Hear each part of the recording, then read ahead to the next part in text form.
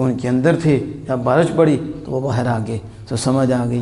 تو یہ قرآن ہے، یہ فرق کرنے والا ہے، حق و باطل میں فرق کرنے والا، سچ و جھوٹ میں فرق کرنے والا، تو قرآن اسے ہائی لائٹ کر دیتا ہے۔ آج ہم انشاءاللہ تعالی نزول قرآن کی طرف آئیں گے، نزول قرآن۔ تو نزول آپ سمجھیں کہ نزول کا معنی ہوتا ہے اترنا۔ کیا معنی ہے؟ سارے بولیں، اترنا۔ اور انزال کا معنی ہوتا ہے اتارنا۔ انزال کا معنی کیا ہوتا ہے؟ اور تنزیل کا معنی ہوتا ہے اتارنا۔ یعنی نزول کا معنی اترنا، انزال اور تنزیل دونوں کا معنی اتارنا۔ تو پھر کوئی اتارنے والا ہے اور کچھ اترنے والا ہے، اور ڈائریکٹ اترنے والا ہے یا پھر کسی کے ذریعے ہے، اور کس پہ اترنے والا ہے، اس کی طرف ہم توجہ کریں گے۔ تو نزول اوپر سے نیچے ہوتا ہے۔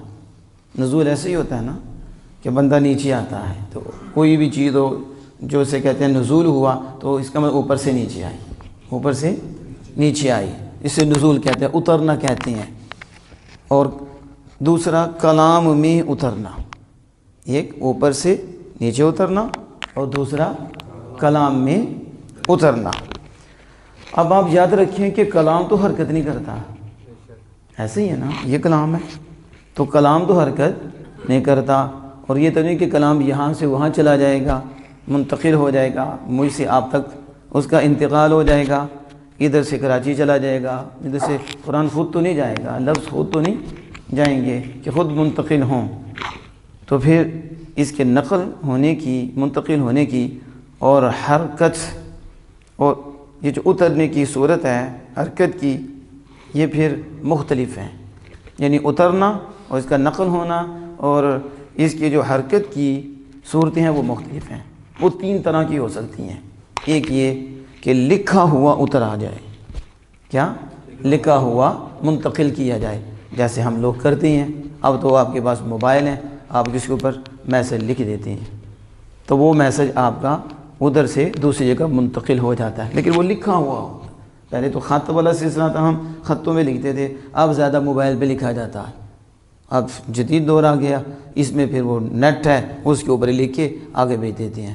تو اب خط میں لکھا اور لکھ کر اس کے ذریعے آگے بھیج دیا، منتقل ہو گیا، تو کلام کی کوئی حرکت نہ ہوئی، کلام کو حرکت نہیں کیا، اس نے کیا، اس میسج نے، اس کاغذ نے، جس کو آپ نے آگے کر دیا ہے۔ تو یہ ہے ایک لکھا ہوا منتقل ہونا اور لکھا ہوا دوسرے تک پہنچ جانا۔ اور دوسری صورت اس کی یہ ہے کہ یہ کہلوا کر کسی کے ذریعے منتقل کیا جائے اور کہلوا کر کسی کے ذریعے دوسرے تک بھیجا جائے۔ اس میں پھر جو لے کے آنے والا ہوتا ہے وہ بھی حرکت کرنے والا ہوتا ہے، اور جسے لے کے آتا ہے وہ بھی حرکت کرنے والا ہوتا ہے۔ تو حضرت جبریل امین علیہ الصلاۃ والسلام کے ذریعے جو قرآن اترتا وہ یوں ہی اترتا کہ آپ بولا ہوا قرآن لے کر آتے اور پھر رسول اکرم صلی اللہ علیہ وسلم کی بارگاہ میں حاضر ہو کر حضور کے سامنے سناتے۔ اور یہ دوسری صورت۔ اور تیسری صورت یہ ہے کہ سننے والا خود ہی سنے، بیچ میں واسطہ کوئی نہ ہو، لکھی ہوئی کی تو بات نہیں، بیچ میں واسطہ کوئی نہ ہو۔ تو میرے آقا دو جہاں صلی اللہ علیہ وسلم کو اللہ پاک نے یہ بھی شان عطا فرمائی کہ معراج شریف کی رات اپنے پاس بلا کر اللہ پاک نے بلا واسطہ اپنے محبوب سے کلام فرمایا، اور پھر کچھ آیتیں نازل ہوئیں تو وہ حضور نے اللہ سے خود سنی۔ تو یہ تیسرا طریقہ ہے کہ سننے والے سے خود ہی گفتگو کر لی جائے، یہ ہے نزول، اترنا۔ تو پہلا طریقہ تو انبیاء کرام کے ساتھ تھا کہ انبیاء کرام علیہ الصلوۃ والسلام کے بعد جتنی کتابیں یا صحیفے آئے وہ لکھے ہوئے آئے اور اترے تو لکھے ہوئے اترے، اور میرے اور آپ کے آقا صلی اللہ علیہ وسلم پر جتنا بھی کلام آیا ہے لکھا ہوا نہیں بلکہ بولا ہوا آیا ہے، اور حضور نے اس کو سماعت فرمایا۔ اور یہ شاندار طریقہ ہے، یہ جو نبی اکرم صلی اللہ تعالی علیہ وآلہ وسلم پر لکھا ہوا نہیں بلکہ بولا ہوا آیا ہے۔ میں نے پیچھے بھی بتایا کہ جو بولا ہوا اترتا ہے وہ لکھے ہوئے اترنے سے افضل ہوتا ہے اسے۔ اب یہاں دیکھیں ایک مثال مفتی صاحب نے دی اور بڑی خوبصورت مثال تھی کہ آپ اس کو یوں سمجھیں۔ مثلا میں اپنی طرف سے کہتا ہوں، ایک مثال دیتا ہوں کہ یہ کوئی خط پہ لکھتا ہے کہ حاجی صاحب ہیں یا کوئی بھی دیکھ لیں انیر صاحب ہیں کہ وہ لکھتا ہے کہ آپ جو ہیں مدینہ باغ پہنچیں گے۔ آپ کہاں پہنچیں گے؟ یہ ایک اس نے خط پہ لکھا ہے، تو اس سے ایک ہی مطلب حاصل ہو سکتا ہے، ایک ہی کہ مدینہ باغ پہنچیں گے۔ اگر وہ بول کر کہے، لکھ کر نہیں، بول کر کہے کہ آپ مدینے پہنچیں گے تو اس کے ایک معنی نہیں، کئی معنی ہو سکتے ہیں۔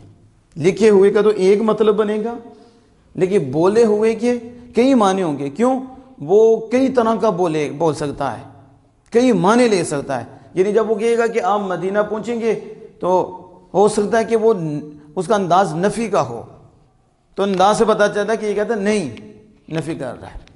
یا پھر اس کا انداز وہ سوالیہ بنا سکتا ہے، لہجہ بدل جائے، سوالیہ ہو جائے کہ کیا پہنچیں گے، یا پھر کسی کا تمسخر کرے، بدل دے، یا پھر تعجب ہو۔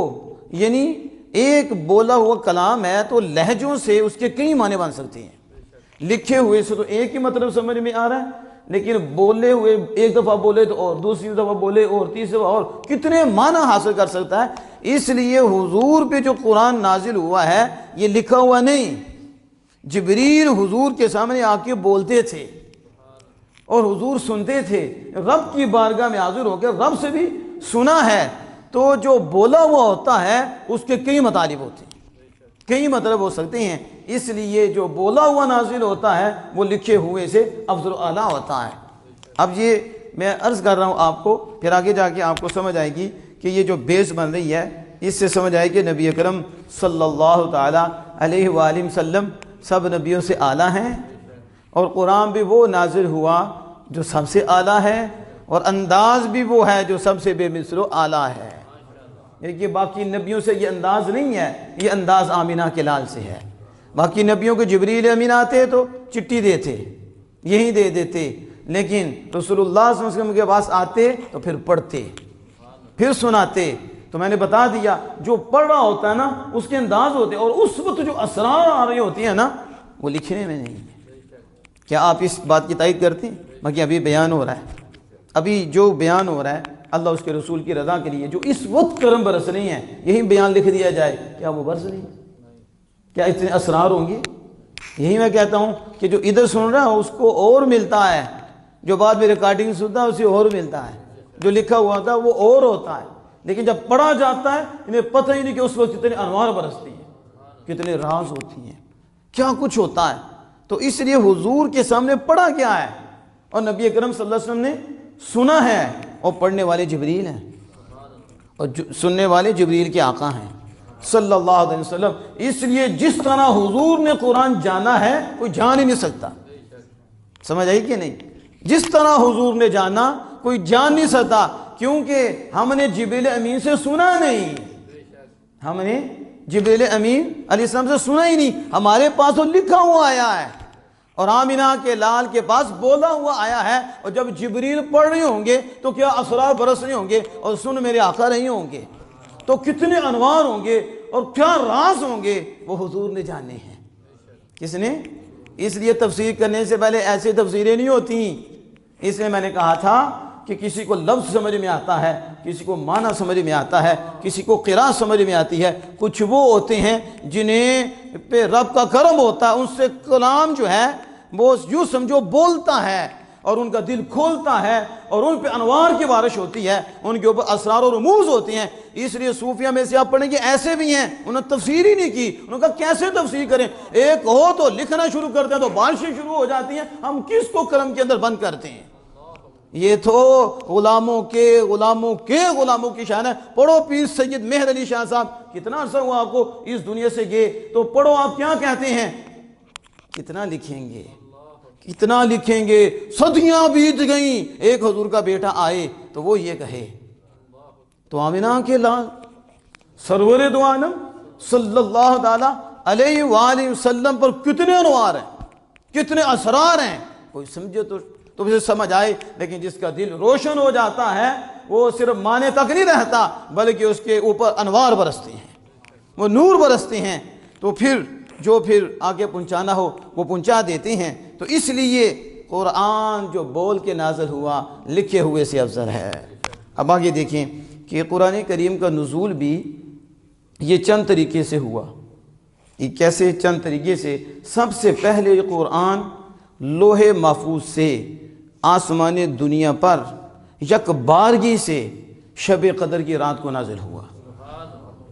پورا قرآن لوح محفوظ سے آسمان دنیا پر ایک ہی مرتبہ نازل ہو گیا، اور وہ رات شب قدر کی رات تھی۔ اس لیے اللہ جل وعلا نے فرمایا انا انزلناہ فی لیلۃ القدر، بے شک انزلنا، آگے نا انزلنا، ہم نے اتارا، کیا فرمایا؟ انزلناہ فی لیلۃ القدر، اس قرآن کو لیلۃ القدر میں، اس میں یعنی شب قدر میں۔ شہر رمضان الذی انزل فیہ القرآن، رمضان کا مہینہ وہ مہینہ جس میں قرآن اتارا گیا، انزل فیہ القرآن۔ اب یہاں دیکھیں، یہاں لفظ انزال آیا ہے، کیا آیا؟ تو میں نے بتایا تھا انزال کا معنی ہے اتارنا، اور اللہ پاک نے قرآن پاک میں تنزیل بھی فرمایا، قل من کان عدوا لجبریل فانہ نزل علی قلبک باذن اللہ، کہہ دیجئے محبوب، من کان، جبریل کون ہے؟ کہ جنہوں نے اللہ سے قرآن لیا اور آمینہ کے لال کے قلب اطہر پر اتارا۔ قل من کان عدوا، پیچھے جو اللہ پاک فرما رہا ہے کہ جبریل امین علیہ السلام کے ذریعے ہم نے قلب مصطفیٰ پر قرآن کو اتارا ہے۔ نزلہ، تو وہاں کیا آیا؟ نزلہ، تو انزلنا میں بھی انزال اتارنا، اور نزلنا یعنی تنزیل، اس کا معنی بھی ہے اتارنا، لیکن فرق کیا ہے؟ یہ عربی ہے، کیا ہے؟ ایسا اردو نہیں کہ اتارنے کا بس ایک ہی مفہوم ہوئے، بس اتارنا، پکڑ کے اتار دیا بس، نہیں، عربی ہے۔ ایک ہے اتارنا فوراً، کیا؟ فوراً، تیزی سے، اور ایک ہے آہستہ آہستہ آہستہ۔ جہاں انزال آئے گا اس کا مطلب ہے فوراً اتارنا، اور جہاں تنزیل آئے گا اس کا مطلب ہے آہستہ آہستہ آہستہ اتارنا۔ سمجھ آ رہی ہے کہ نہیں؟ اب اس کو اپنے ذہن میں رکھنا ہے، انزال آئے تو کیا مانا؟ فوراً، یک بارگی سے اتارنا، فوراً، اور جہاں تنزیل آئے، نزلنا آئے، تو اس کا مطلب ہے آہستہ آہستہ آہستہ، یعنی 23 سال کے عرصہ میں، 23 تھوڑا تھوڑا تھوڑا آہستہ آہستہ اتارا، یہ تنزیل ہے۔ اور شب قدر کی رات آسمان دنیا پہ سارا ہی نازل فرما دیا، یہ انزال ہے۔ یہ کیا ہے؟ انزال ہے۔ آگے جا کے میں بتاؤں گا، پھر آپ کے چہرے پہ اور رونق آ جائے گی کہ یہ دو طریقے ہیں۔ لیکن آپ نے بخاری شریف پڑھی ہو یا بخاری شریف کی حدیث پڑھی ہو، تو جیسے نہ بھی پڑھی ہو، سنی تو آپ نے ہے کہ نبی اکرم صلی اللہ علیہ وسلم نے فرمایا کہ ہر سال رمضان میں، اس کا مفہوم بتا رہا ہوں، رمضان کی ہر رات جبریل میرے پاس آتے، ہر رات آتے جبریل آتے، اور آ کر پورے قرآن کا مجھ سے دور کرتے، میں جبریل کو سناتا اور جبریل مجھے سناتے۔ کیسا حضور کا دور تھا، ٹھیک ہے؟ حضور کی شان تو دیکھو نا، حضور کا مقام تو دیکھو، سب سے اعلیٰ فرشتہ، نبیوں کے بعد سب سے افضل فرشتہ، سب سے افضل جبریل امین ہے، علیہ السلام ہے، اور اللہ پاک نے ان کو لقول رسول کریم، رسول کریم فرمایا ہے، جبریل امین، اتنا مقام رکھنے والے۔ لیکن میرے آقا کی شان تو دیکھو، ہر رات جبریل امین کو حکم تھا سدرہ سے اتر کر یار کے پاس حاضر ہو کر یار کو سنانا بھی ہے اور یار کا سننا بھی ہے۔ یہ دور ہوتا تھا، اس لیے تو رمضان میں دور ہے کہ بار بار دور ہوتا ہے، سنا جاتا ہے، سنایا جاتا ہے قرآن پاک۔ تو یہ قرآن پاک جبریل امین کے ذریعے یہ نازل ہوا، اس طرح آہستہ آہستہ۔ لیکن جب بخاری کو دیکھتے ہیں، جب حدیث پاک سامنے آتی ہیں تو اسے یہ پتہ چلتا ہے کہ قرآن پاک جو ہے یہ حضور صلی اللہ علیہ وسلم پر فوراً بھی نازل ہوا ہے۔ ایک تو شب قدر کی رات کو فوراً نازل ہوا ہے سارے کا سارا، اور اس سے بھی پتہ چلتا ہے کہ حضور پر بھی نزول سارے کا سارا ہوا ہے۔ ایک نزول یہ ہے، اور یہ بھی ہے کہ بعد آیتیں دوبارہ نازل ہوئی ہیں۔ بعد آیتیں اب دیکھو نا، ایک دفعہ نازل ہوئی پھر دوبارہ نازل ہوئی، تو نزول تو کئی طرح کا ہو گیا، یک بارگی سے بھی ہو گیا، آہستہ آہستہ بھی ہو گیا۔ ایک دفعہ ہوا ایک آیت ایک سورت، دوسری بار پھر سورہ فاتحہ ہے دوبارہ نازل ہو گئی، تو اس کا دوبارہ نزول ہوا۔ تو اب آپ یہاں سمجھیں کہ نبی اکرم صلی اللہ تعالی علیہ وآلہ وسلم کی ذات پاک کون سی ذات پاک ہے جن کے متعلق یہ کہا جاتا ہے کلمہ پڑھ کر کہ انہیں تو اس کا بھی نہیں پتا، انہیں تو اس کا بھی نہیں پتا، اور میں نے کہا حکمتیں ہوتی ہیں۔ کیا ہوتی ہیں؟ حکمتیں ہوتی ہیں۔ مالک کو ہر شے کا پتہ ہے، مالک کو ہر شے کا پتہ ہے، لیکن ہر شے بتاتا ہے؟ پتہ ہے اس کو، کہیں خاموش اس کا کلام ہو جاتا ہے، ایسا ہوتا ہے۔ حکمتیں ہوتی ہیں۔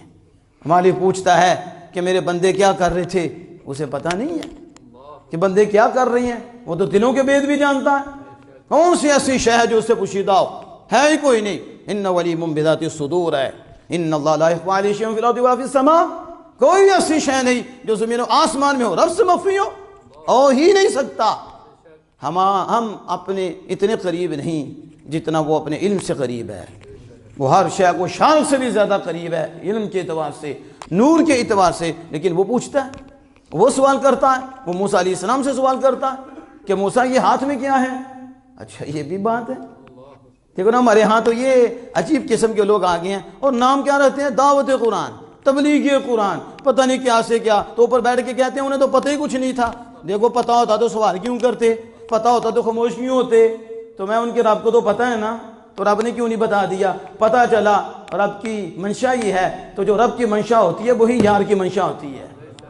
رب کے ہاں حکمت ہے تو حضور کے ہاں بھی حکمت ہے۔ یہ تو نہیں ہے کہ نعوذ باللہ حضور رب بن گئی ہیں، حضور خدا بن گئی ہیں، نہ، حضور اللہ کی مشیت کے تابع ہیں، وہ رب کی مشیت کسی کے تابع نہیں ہے۔ ہر نبی اللہ کی مشیت کے تابع ہے، ہر ولی اللہ کی مشیت کے تابع ہے، وہ اللہ کی مشیت کے خلاف نہیں کر سکتے۔ ہوتا وہی ہے جو رب چاہتا ہے، لیکن رب نے اپنے محبوبوں کے کوٹے رکھے ہوئے ہیں۔ آپ سمجھ رہی ہیں؟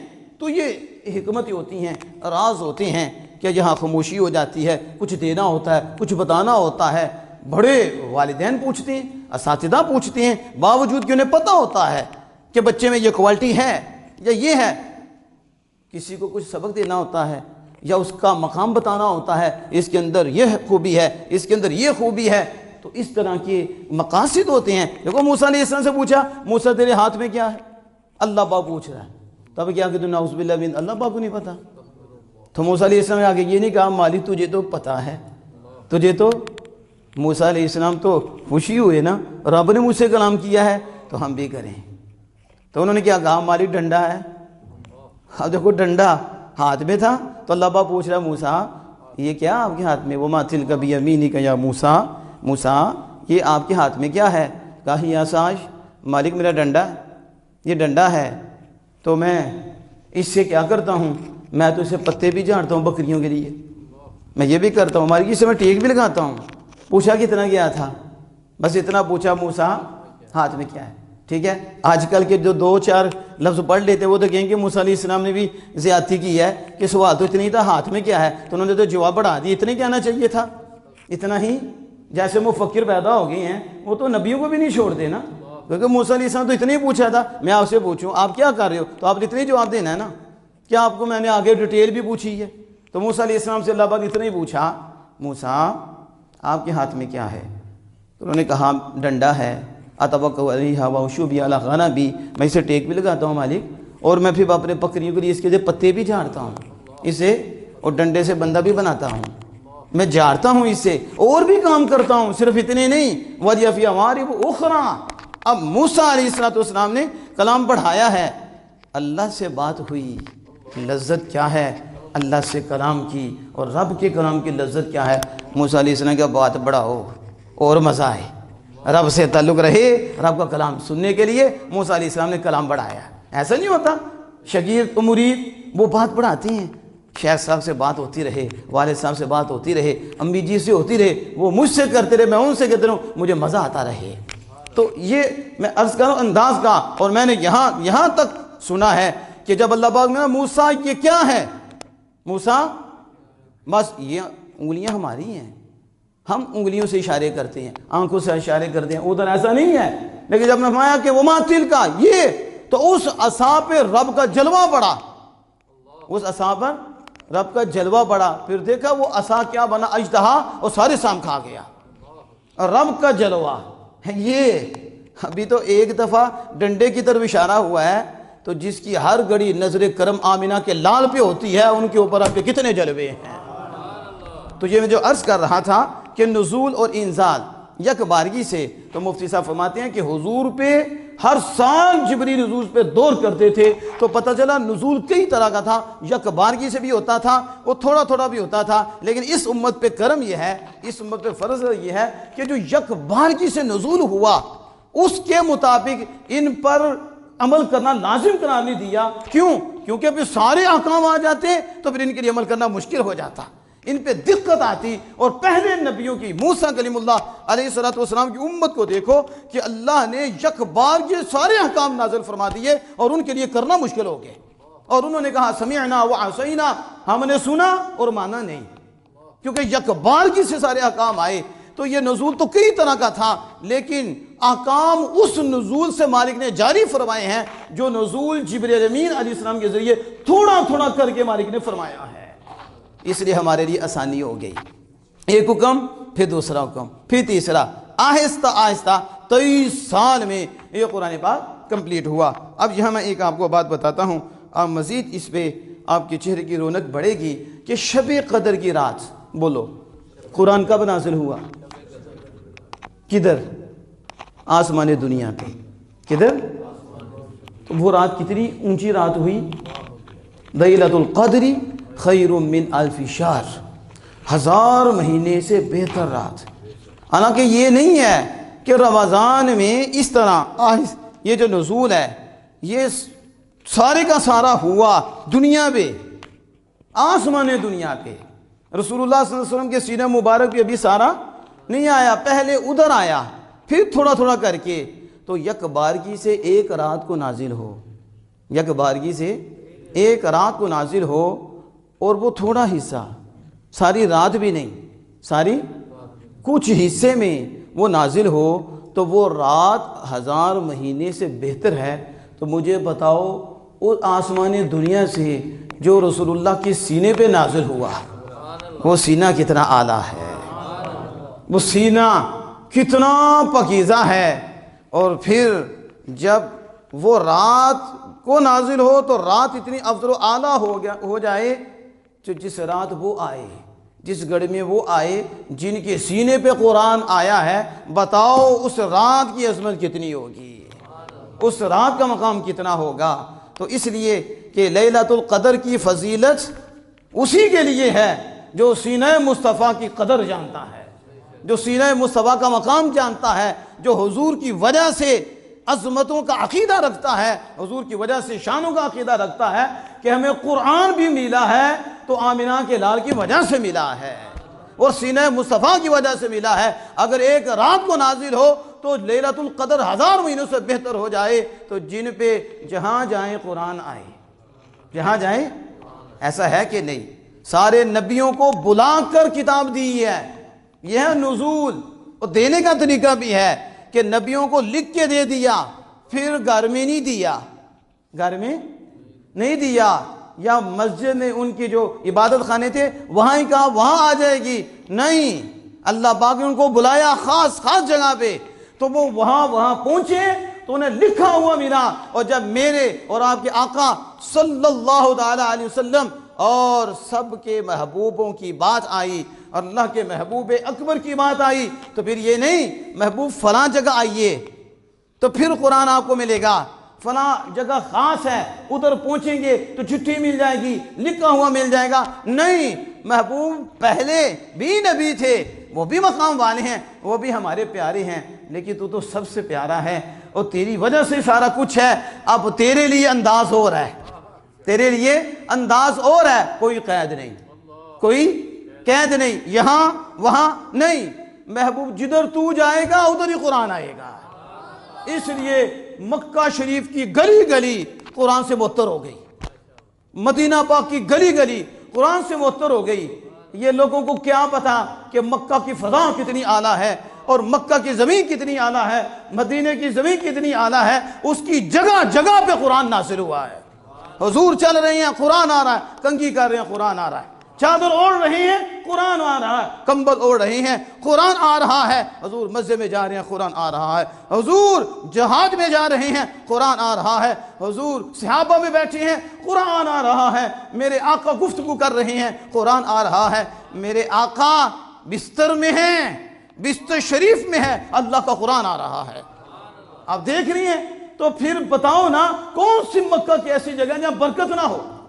کاش، کیونکہ آپ تو محبت والے ہو، آپ تو پیار والے ہو، آپ کے ہاں تو یہ عقیدہ جہاں نبی بیٹھ جائیں وہ جگہ برکت والی ہوتی ہے، جہاں ولی بیٹھ جائیں وہ جگہ برکت والی ہوتی ہے، اللہ کے انوار برستے ہیں۔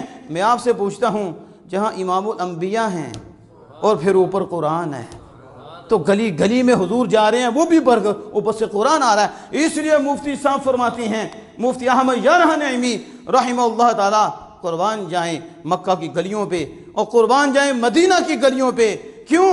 اس لیے کہ یہ ساری برکت والی ہو گئیں، ساری عظمت والی ہو گئیں۔ اس کی وجہ کیا ہے؟ کسی خاص جگہ پہ اللہ کا قرآن نہیں اترا، بلکہ جدھر حضور کے ادھر ہی اترا، تو حضور گلیوں میں بھی گئے، بازاروں میں بھی گئے، جہاں جہاں جاتے رہے قرآن اتر رہا۔ اس لیے مکہ کا چپا چپا اور مدینہ کا چپا چپا یہ اللہ کی وحی کے اترنے کی جگہ ہیں۔ ان کو کیا پتا کہ مکہ کا مقام کیا ہے؟ اوپر سے کہتے ہو ہم مکی ہیں، ہم کہا نام سے تو مکھی بھی بندہ بن جاتا ہے، مکی کا مطلب نہیں ہے مکی کہنا، تو مکی والے کام کرو تو پھر پتہ چلتا ہے، مدنی کہنا اور بات ہے، مدنی والا نظریہ رکھنا اور بات ہے، مکی کہنا اور بات ہے، اور مکی والا نظریہ رکھنا اور بات ہے۔ تمہارے ہاں تو حضور کی شان کوئی نہیں، آؤ ہمارے پاس تمہیں بتائیں، اوروں کے لیے بلا کر خاص جگہ پہ انہیں قرآن دیا جاتا تھا، یار جہاں جاتے تھے پیچھے پیچھے قرآن آتا تھا۔ یہ ہے نزول، جس حضور پہ نزول اور باقی انبیاء پہ نزول میں کتنا فرق ہے آپ نے دیکھا۔ تو اس لیے انشاءاللہ تعالی ہم مزید آگے جائیں گے اور قرآن پاک کے اس نزول کے متعلق بھی مزید بات ہم آگے بڑھائیں گے۔ ایک بات کر کے میں بات کو ختم کرتا ہوں۔ دیکھو، اللہ جل وعلا چاہتا تو ڈائریکٹ نازل فرما دیتا۔ اللہ قادر ہے کہ نہیں؟ نہ نبیوں کو بھیجتا، بندے کو از کتابیں آ جاتی، ٹھیک ہے نا، یا کتاب نہ بھی بھیجتا، عقل تو دے دی تھی نا، عقل سمجھ دیا کہ نہیں؟ دیکھو نا، جہاں دین نہیں پہنچا، کوئی ایسی جگہ ہو جہاں قرآن نہ پہنچا ہو، دین نہ پہنچا ہو، تو اب اسے مسلمان کہہ سکتی ہیں یا کافر؟ اب اس کے پاس تو یہ ہدایت کا نور پہنچے ہی نہیں، قرآن پاک یہ نہیں پہنچا، نبی اکرم صلی اللہ علیہ وسلم کی نبوت کا پیغام نہیں پہنچا، اب اسے کیا کہیں گے؟ کہ اب بھی اس کا رب کو ماننا لازم ہے، اب بھی اگر نہ مانا کافر ہے۔ کیا ہے؟ اگر اس کے پاس یہ نہیں آیا، رب نے عقل نہیں دی، عقل تو دی ہے نا، عقل سے تو مانے نا، تو رب ایک ہے، اگر نبوت کا اسے نہیں پتا کیونکہ اس تک نہیں پہنچی، تو اس کے لیے موحد ہونا ضروری ہے، اللہ کو ایک ماننا، کیونکہ عقل ہے۔ یہ میں بڑی گہری بات کرنے لگا ہوں، تو وہ جو فرمانا ہے اس کی طرف، تو جب اللہ پاک نے عقل دے دی اور عقل سے سمجھ سکتا ہے کہ کوئی ہے جس نے سارا نظام بنایا ہے، ثانی ہے، اور ذرہ ذرہ اللہ کے وجود پہ دلیل ہے، ذرہ ذرہ جدھر بھی دیکھو خدا کے جلوے نظر آئیں گے، جس کو بھی دیکھو، اور مزید گہرائی کو جاؤ، اپنے آپ کو دیکھو، اپنے ہاتھوں کو دیکھو، ان کو دیکھو، ان کو دیکھو، جس کو بھی دیکھو گے اللہ کا فضل ہو، تو پھر ایک دلیل نہیں، آپ ہزاروں دلیلیں رب کے وجود پہ دو گے، ہزاروں دلیلیں دو گے۔ اگر آپ غور کرو گے تو آپ کہو گے یہ بھی دلیل، یہ بھی، ایک انگوٹھے ہی دیکھ لو، ساری دنیا میں ایک انگوٹھا، دو بھائی ہیں ان کا بھی نہیں آپس میں سیم سیم ہے، ایسا دو بہنیں ہیں ان کا بھی نہیں سیم سیم، نہ چہرہ سیم سیم، نہ آنکھ، نہ یہ ناخن، کبھی آپ غور، یہ لکیریں ہیں، یہ دیکھو، کس کس پہ بندہ غور کرے گا؟ یعنی کہ بس اس نے غور کرنا تو اس نے کہنا ہے رب ہے، رب ہے تو یہ دلیل ہے۔ لیکن جو اگلی بات میں کرنے لگا ہوں تو عقل تو سمجھ دی ہے نا، عقل سے تو پھر رب نے قرآن اور کتابیں بھیجی، اور صرف اس سے پتہ چلا کہ عقل کافی نہیں ہے۔ شاید یہ یونیورسٹی کے طلبہ ہماری بات سمجھیں، یہ سمجھے یہ کالجز کے کہ جو کالج میں جا کے دہری ہو رہے ہیں، ملحد ہو رہے ہیں، کہاں جا رہے ہیں؟ اگر عقل کافی ہوتی رب کو سمجھنے کے لیے، صرف عقل کافی ہوتی تو رب نے کتابیں کیوں بھیجی، صحیفے کیوں بھیجے؟ اور اگر صرف صحیفہ ہی کافی ہوتا، اگر اور کتابیں ہی کافی ہوتی کہ خود پڑھ کے تم بندے بن جاؤ، خود بن کے، تو پھر نبی کیوں بھیجے؟ شاید آپ سمجھو، یہ جو کہتے ہیں نا آپ ہی پڑھو آپ ہی سمجھو، بس پیچھے کر دو، خود ہی مجتہد بن جاؤ، خود ہی سب کچھ بن جاؤ۔ رب کا یہ نظام ہے، اس نے ہر ایک کو جو دولت دی نہیں دی، ہر ایک کو باپ بھی نہیں بنایا، ہر ایک کو ماں بھی نہیں بنایا۔ اللہ نے مختلف درجے رکھے ہیں، ان کو یہ مقام ہے، ان کے پاس بیٹھو گے تو ملے گا، خود سمجھو گے تو نہیں۔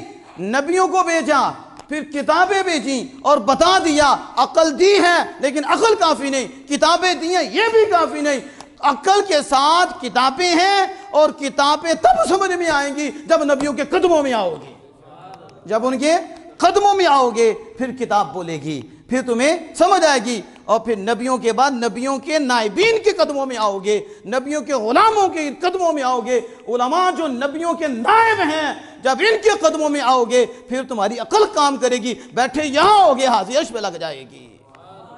اب سمجھ آ رہی ہے کہ اِنَّا أَنزَلْنَاهُ فِي لَيْلَةِ الْقَدْرِ کہ اللہ پاک نے اس قرآن کو کہاں نازل فرمایا؟ کس میں؟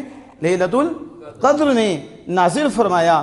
اور نبی ایک مکرم فخر دو عالم صلی اللہ تعالی علیہ وآلہ وسلم پر اتنے عرصے میں آہستہ آہستہ اللہ پاک نے اس کا نزول فرمایا۔ تو یہاں دیکھو انزلنا، کس نے نازل فرمایا؟ تو کیا اللہ پاک نے نازل فرمایا؟ آئے کون تھے؟ اترے کون تھے؟ جبریل۔ کون؟ تو وہی لے کے آتے تھے نا نبی کرم صلی اللہ علیہ وسلم کی بارگاہ میں، تو اللہ پاک کہتا ہے ہم نے اتارا۔ تو اتارا کس نے؟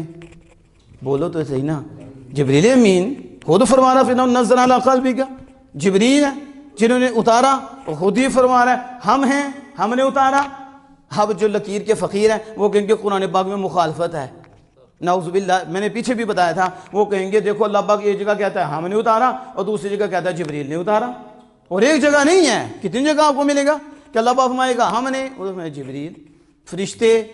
اب کیا کہا؟ یہی تو ہم کہتے ہیں خود نہ سمجھو، سمجھنے والوں سے سمجھو، سمجھنے والوں سے سمجھو۔ انہوں نے سمجھایا ہے اور ایسا سمجھایا ہے کمال کر کے رکھ دیا۔ آرڈر تو رب کا ہی ہے، اور آپ کے آرڈر کے بغیر تو ہے ہی نہیں، رب نے ہی جبریل کو بھیجا ہے، جبریل آئے ہیں، لیکن پھر رب کیوں کہتا ہے ہم نے اتارا؟ اتارا تو جبریل میں ہے، کہا یہی تو بتانا ہے، یہی تو کہ نزل جبریل نے اتارا ہے لیکن آرڈر تو ہمارا ہے، آرڈر تو، اور جو ہمارے آرڈر پہ عمل کرتے ہیں، جو ہمارے آرڈر پہ عمل کرتے ہیں ان کا کرنا ہمارا ہی کرنا ہوتا ہے، جو ہماری اطاعت کرتے ہیں، جو ہماری فرما برداری کرتے ہیں ان کا کرنا ہمارا کرنا ہوتا ہے۔ اتارا جبریل نے ہے لیکن جبریل ہمارے ہیں، جبریل تو پھر ہم جبریل کے ہیں، اس لیے جبریل کا کرنا ہمارا کرنا ہے۔ اِنَّا أَنزَلْنَاهُ فِي لَيْلَةِ الْقَدْرِ جبریل نے اتارا ہے لیکن جبریل ہمارے ہیں تو ہم کہتے ہیں کہ ہم نے اتارا ہے۔ اس طرح قرآن پاک میں آپ پڑھیں گے کہ کام کس نے کیا ہے؟ اللہ کے بندوں نے کیا ہے، رسول اللہ نے کیا ہے، لیکن رب فرماتا ہے ہم نے کیا ہے۔ ہم نے، جب بندہ اتنا قریب ہو جائے، اتنا مقام پا جائے، پھر رب اس کے فعل کو اپنا فعل کہتا ہے۔ اللہ پاک سے دعا ہے کہ اپنے محبوب کریم صلی اللہ علیہ وسلم کے صدقہ سے ہم سب کو عمل کی توفیق عطا فرمائے۔